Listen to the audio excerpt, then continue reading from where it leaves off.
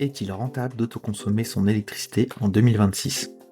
Bonjour à tous, aujourd'hui on va voir si autoconsommer tout son besoin d'électricité en produisant avec des panneaux solaires et en stockant dans des batteries pour la nuit est rentable en 2026. On se rend sur le simulateur de paneline.com, c'est totalement gratuit et indépendant. On va choisir solaire plus batterie en type de simulation. Pour le calcul, on va se baser sur le profil de consommation d'un Français moyen habitant en maison dans le centre de la France.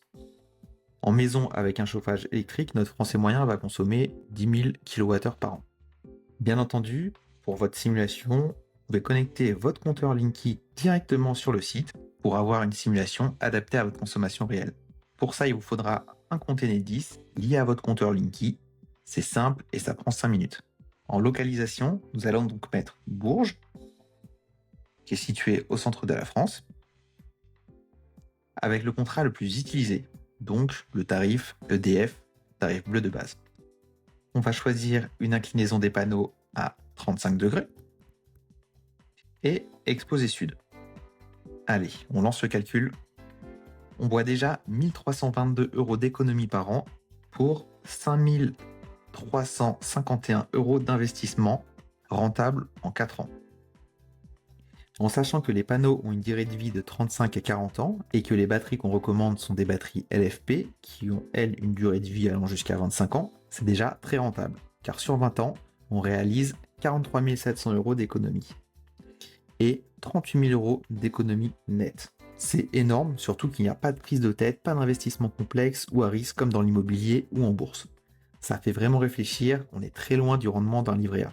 Revenons à notre cas, nous, on veut autoconsommer la totalité de notre besoin d'électricité pour être 100% autonome. Sur le graphique de notre production solaire et de notre consommation sur le réseau, on voit que les mois d'hiver, on produit à peine 50% de notre besoin. Donc la courbe jaune qui est notre production solaire comparée à la courbe verte qui, elle, est notre consommation. Il va donc falloir augmenter le nombre de panneaux solaires et de batteries pour arriver à 100% d'autoconsommation. J'ai fait mes petits tests en amont, on va donc choisir 25 kW crête de panneaux solaires et 18 kWh de batterie. En sachant qu'attention au niveau des batteries Zendur ou EasyPower qui sont sur le site, on est limité en puissance de décharge à 7200 watts. Donc si vous avez des pics supérieurs, il faudra soit passer par une batterie plus puissante, comme une Tesla Powerwall, ou garder une connexion au réseau pour absorber les pics. Allez, on met à jour notre simulation. On a bien 100% d'autoconsommation. Et sur le graphique, il n'y a plus aucune consommation du réseau. En été, on voit qu'on rejette énormément sur le réseau, plus de 80% de notre production. On pourrait inclure la revente avec l'option d'achat d'EDF pour optimiser. Mais ici, le but étant de se couper du réseau, on va rester au réseau. Si on parle chiffres, l'investissement est de 17 000 €, ce qui va nous permettre d'économiser 1 935 € par an, rentable en 8,9 ans.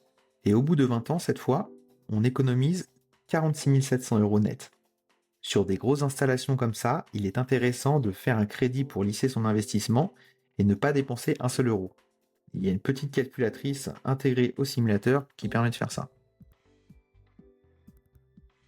Donc si on met un paiement crédit sur 10 ans, on voit que l'investissement sera lissé et donc on ne déboursera pas un seul euro.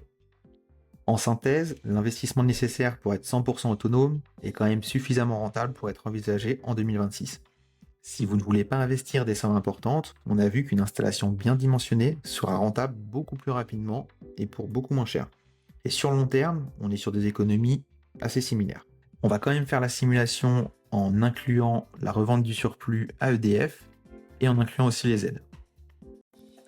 Avec la revente du surplus de production, on fera 3 000 € d'économie par an en rentabilisant l'installation en 5,7 ans. On touchera la prime à l'autoconsommation de 437 € pour notre installation et une revente de 1066 € par an à EDF. Sur 20 ans, c'est 82 000 € d'économie nette. C'est vraiment énorme. Alors attention, il y a des conditions à remplir pour pouvoir en bénéficier. Renseignez-vous en amont et surtout, le tarif de revente peut changer en 20 ans.